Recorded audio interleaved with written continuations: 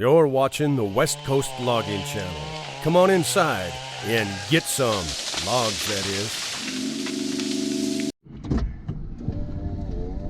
Well, Wednesday morning, it is 6:21 a.m. Drove all the way to the job and come back again.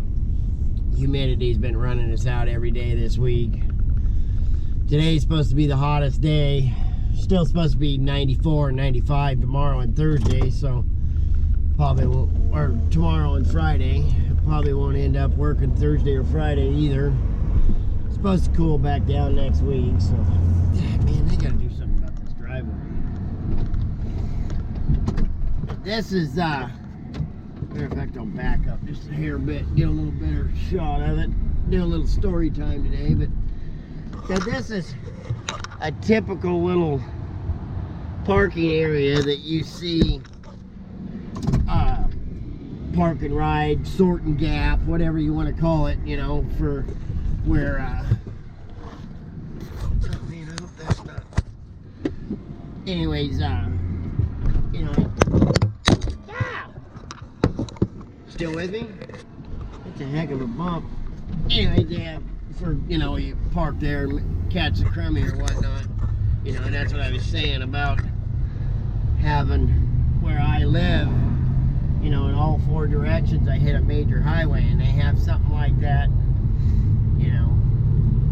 This is what we call Levitt's, 42nd Street Levitt's parking spot, and then you have the Barger parking spot, and you have the McKenzie, you know. So depending on where you're working, catch. I'll run you guys up here and show you this sign that I was talking about. ODF fire prevention level sign. Log truck driver, how you doing, old buddy? Got a little bit of a limp to him. Number 72. Loaded that truck a few times. Oh, here come the nice little logs. Anyways, we'll go over here. Look at this truck. Anyway, logging. Anyways, there's that sign I was telling you guys about. Industrial Fire Prevention Level 3. Fire season effect. All burning is prohibited. So, yeah, they have one of those. They have them all over the place. So, you can go to their website, you know, or most of the time, whatever mill you're working for, when the fire levels change, especially when it goes from a 2 to a 3 and a 3 to a 4, your representative will contact your either the owner or, you know, the side rod or whatever, and say, yeah, this side's on a 3, you know. So like right now, eastern lane is on a 3 and western lane is still on a 2, and it's just the I-5 corridor is what separates eastern and western lanes. So, you know, it depends on which side of the highway you're on and which county and all that. So anyways, let's do a story time, huh? Came out, got some, I do have some, we'll be getting some yarder footage here shortly. Should be pretty neat.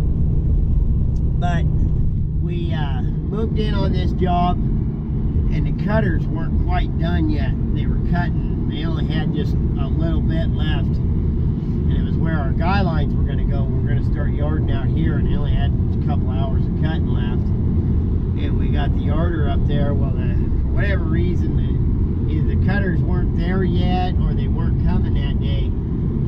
So the boss was like, "You guys grab a couple of saws and jump over the hill there and start dumping that shit so we can go to logging." It was just little tiny stuff, little itty bitty tiny stuff. The chaser, he grabs his saw, hand chase 20 loads a day by myself. I'm like, yeah, anybody could in old growth. Try to do it in this little stuff.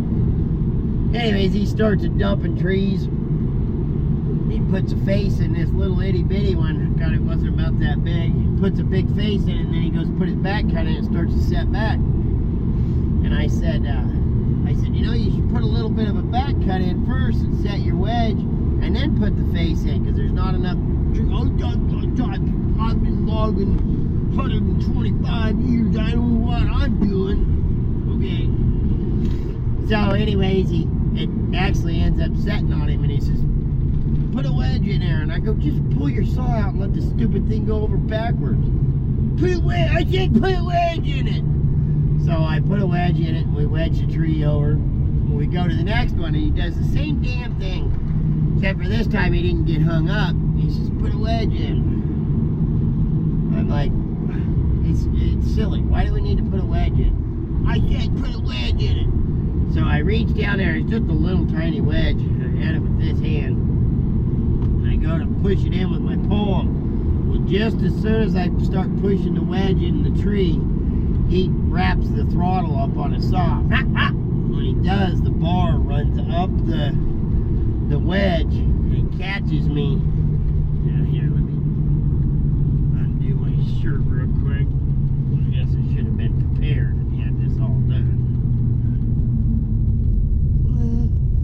Stop that red light anyways. If you, I don't know if you can see it or not. We'll try to get a little better picture. See that there? Pull you up here and get a real close shot. Anyways, you look real close, you can see each tooth mark goes down my arm here. Ended up getting 56 stitches out of it. Like I say, it starts clear up here in my palm. It was 1, 2, 3, 4, 5, 6, 7. Last one's right there. These here weren't near as bad. Anyways, I yank my hand back like that, and I just take off up the landing. I knew I was cut. I could feel it. Adam was there. Adam comes right up behind me, and he says, let me see your hand. Nope.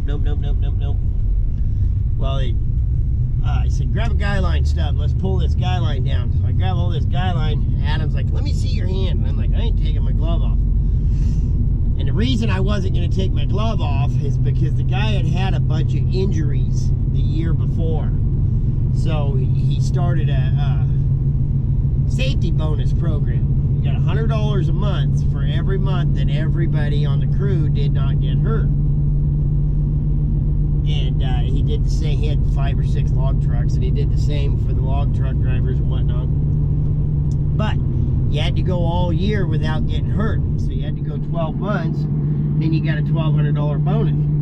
Well, this happened on Wednesday, and Saturday we were to meet, have a pizza party, and get our $1,200 bonus.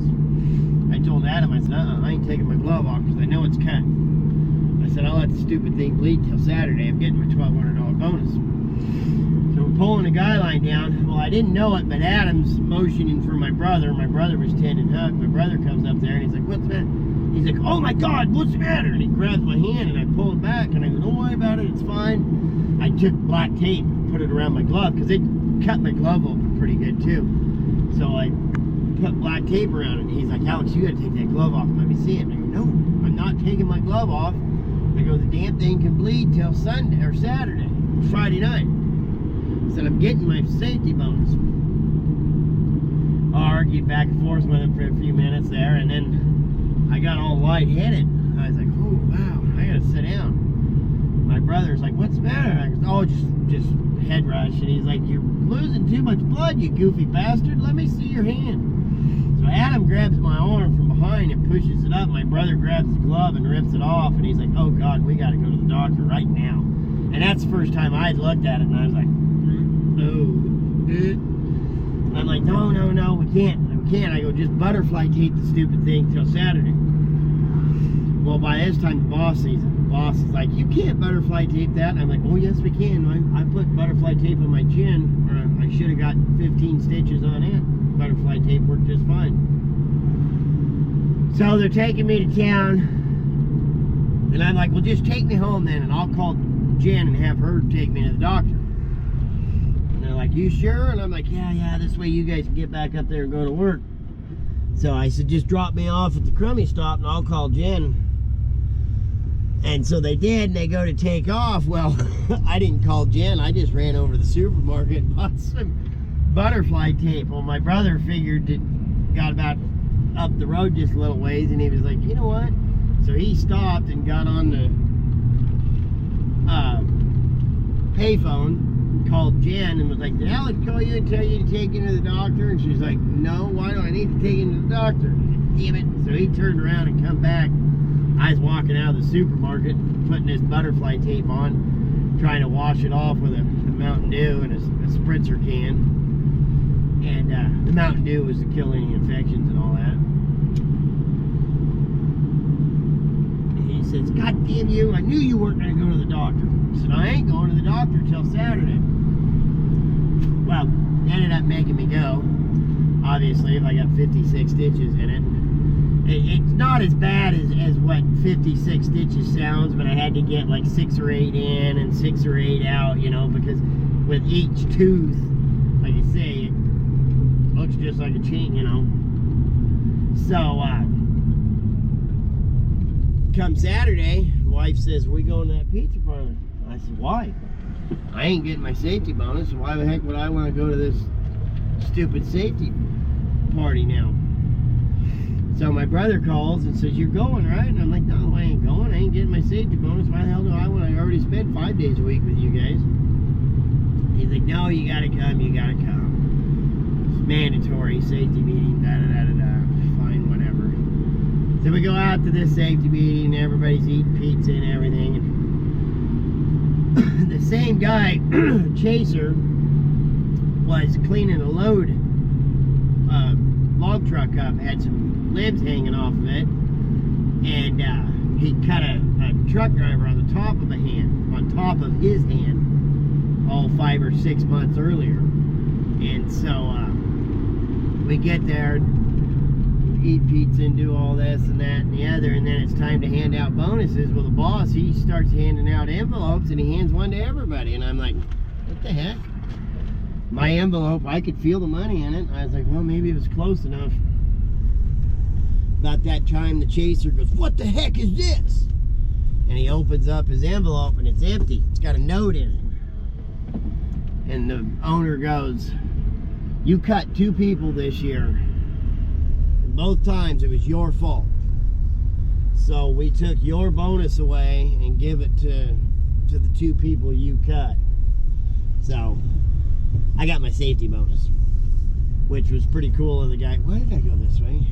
Which was pretty cool of the guy, you know, to go ahead and give me my safety bonus. So the moral of the story is, when you're cutting pecker poles, keep your dirty little dick beaters out of the way, because you could lose your fingertips. Stay safe, friends. Get low. Come out. Stay safe, boys. Get low. Come on.